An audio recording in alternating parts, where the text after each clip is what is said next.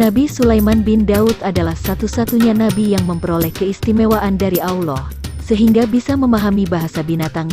Dia bisa bicara dengan burung hudhud dan juga bisa memahami bahasa semut. Dalam Al-Quran Surah An-Naml ayat 18-26 adalah contoh dari sebagian ayat yang menceritakan keistimewaan nabi yang sangat kaya raya ini.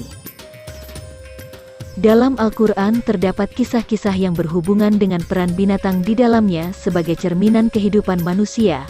Bagi sebagian umat Islam, kisah Nabi Sulaiman dan semut ini tidak asing lagi bagi mereka, di mana kita bisa mengambil hikmah yang terkandung dalam cerita ini untuk lebih meningkatkan keimanan kita kepada Allah yang Maha Esa.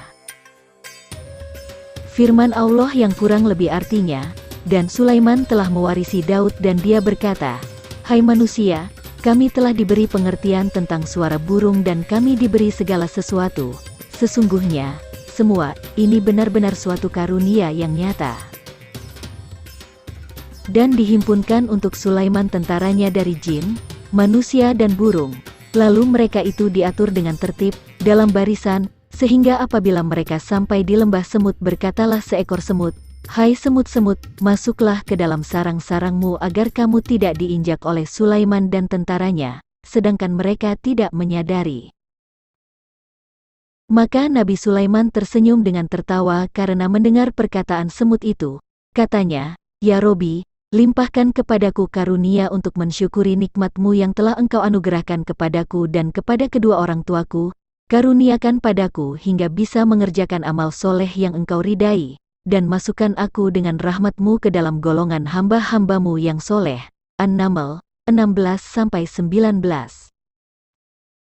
Menurut sejumlah riwayat, pernah suatu hari Nabi Sulaiman bertanya kepada seekor semut, "Wahai semut, berapa banyak engkau perolehi rezeki dari Allah dalam waktu 1 tahun?" "Sebesar biji gandum," jawabnya. Kemudian, Nabi Sulaiman memberi semut sebiji gandum lalu memeliharanya dalam sebuah botol. Setelah genap 1 tahun, Sulaiman membuka botol untuk melihat nasib si semut. Namun, didapatinya si semut hanya memakan sebagian biji gandum itu. "Mengapa engkau hanya memakan sebagian dan tidak menghabiskannya?" tanya Nabi Sulaiman. "Dahulu aku bertawakal dan pasrah diri kepada Allah," jawab si semut. "Dengan tawakal kepadanya aku yakin bahwa Dia tidak akan melupakanku. Ketika aku berpasrah kepadamu, aku tidak yakin apakah engkau akan ingat kepadaku pada tahun berikutnya sehingga dapat memperoleh sebiji gandum lagi atau engkau akan lupa kepadaku. Karena itu, aku harus tinggalkan sebagian sebagai bekal tahun berikutnya."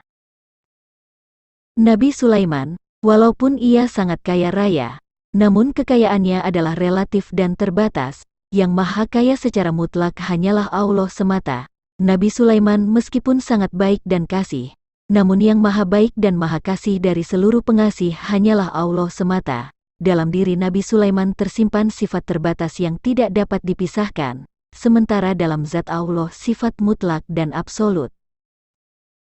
Bagaimanapun kayanya Nabi Sulaiman, dia tetap manusia biasa yang tidak boleh sepenuhnya dijadikan tempat bergantung. Bagaimanapun kasihnya Nabi Sulaiman, dia adalah manusia biasa yang menyimpan kelemahannya tersendiri.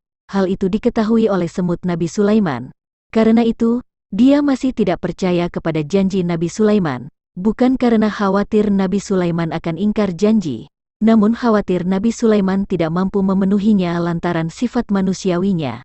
Tawakal atau berpasrah diri hanyalah kepada Allah semata, bukan kepada manusia.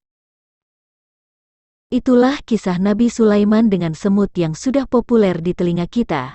Dari kisah tersebut dapat kita ambil pelajaran, bahwa hewan-hewan juga diberi perasaan dan pengetahuan, bahkan kadang mereka lebih taat dibanding manusia.